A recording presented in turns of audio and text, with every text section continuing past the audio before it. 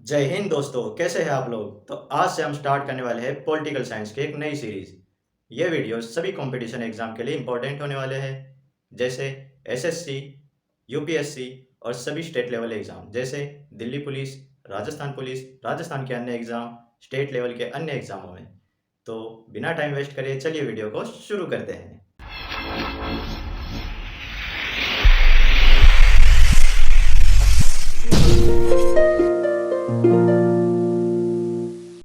तो दोस्तों, स्वागत है आपका फिर से एक बार हमारी इस वीडियो में। आज हम बात करने वाले हैं भारत का संविधान।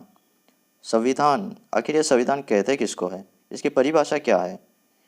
तो वे लिखित व अलिखित प्रावधान जिसके अनुसार किसी देश की शासन व्यवस्था का संचालन किया जाता है। जैसे हमारा भारत देश, इसमें चुनाव होते हैं, पुलिस व्यवस्था भी है, कानून व्यवस्था है, हर तरीके से एक व्यवस्थित रूप से हमारे देश का संचालन हो रहा है। ये किस आधार पर? यह एक लिखित प्रावधान है जिसे हम संविधान कहते हैं। तो ये इसकी परिभाषा है। बढ़ते हैं आगे।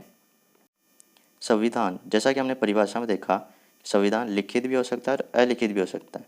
जो यह लिखित संविधान है, यह विश्व का प्रथम लिखित संविधान किस देश का है? तो यह है अमेरिका का। यह अमेरिका का संविधान है। ये कब लागू हुआ, आप बता सकते हैं? तो अमेरिका का संविधान 4 मार्च 1789 को लागू हुआ था। और इसके साथ ही सब विश्व में सबसे छोटा संविधान भी अमेरिका का ही है, जिसमें केवल 7 अनुच्छेद हैं। बढ़ते आगे देखते हैं। तो सर्वप्रथम संविधान सभा का दर्शन तिलक जी के निर्देशन में तैयार स्वराज्य बिल से होता है। ये स्वराज्य बिल 1895 में आया था। आगे सन 1922 में गांधी जी ने कहा, भारतीय संविधान भारत के इच्छानुसार होना चाहिए। ये बात सही है, क्योंकि जब हमारे देश के लिए संविधान बन रहा है वो हमारी इच्छानुसार होना चाहिए, हमारे हित में होना चाहिए। इसलिए 10 जनवरी 1928 को मोतीलाल नेहरू जी की अध्यक्षता में एक कमेटी का गठन किया गया। 28 अगस्त 1928 को इस कमेटी ने अपनी रिपोर्ट सौंपी और इस नेहरू रिपोर्ट को ही भारतीय संविधान का आधार पत्र या ब्लूप्रिंट कहा जाता है। यह क्वेश्चन अक्सर एग्जाम में पूछा जाता है कि हमारे संविधान का आधार पत्र या ब्लूप्रिंट क्या है।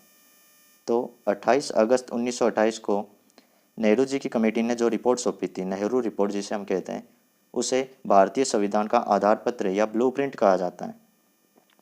इसके अलावा 1934 में स्वराज्य दल ने भी संविधान सभा की मांग की थी। स्वराज्य दल का गठन 1923 में हुआ था और इसके अध्यक्ष सी.आर. दास थे। इसके अलावा इसमें अन्य सदस्य विट्ठल भाई पटेल और मोतीलाल नेहरू जी भी थे।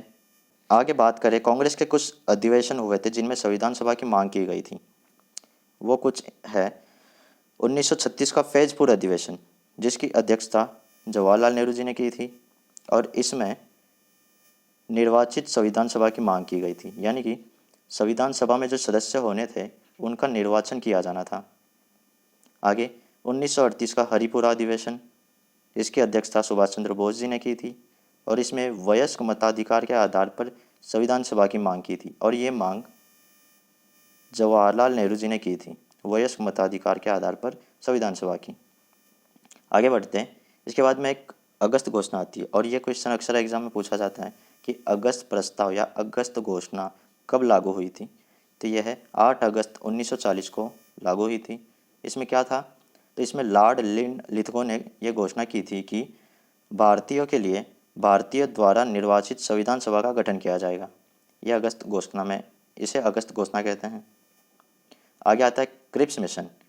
यह आता है 22 मार्च 1942 1942 में और इसमें कहा जाता है कि युद्ध समाप्ति के बाद, यानी कि उस समय द्वितीय विश्व युद्ध चल रहा था और युद्ध समाप्ति के बाद भारत के लिए एक निर्वाचित संविधान सभा का गठन किया जाएगा। आपको पता है क्रिप्स मिशन और अगस्त घोषणा, इनमें समानता है। ये दोनों ही हमारे भारत के हित में नहीं थे। जिस तरह अगस्त घोषणा का कुछ हित नहीं निकला, ये घोषणा व्यर्थ मानी गई, उसी तरह क्रिप्स मिशन की घोषणा भी एक व्यर्थ मानी गई थी, जो गांधी जी और जवाहरलाल नेहरू जैसे बड़े बड़े नेताओं ने भाप लिया। इसलिए गांधी जी ने इसे उत्तरातिथि का चेक कहा और जवाहरलाल नेहरू जी ने इसे दिवालिया बैंक कहा, क्योंकि ये दोनों ही हमारे भारतीयों के लिए हित में नहीं थे। इसके बाद आता है कैबिनेट मिशन, जो कि संविधान सभा का मूल आधार भी था।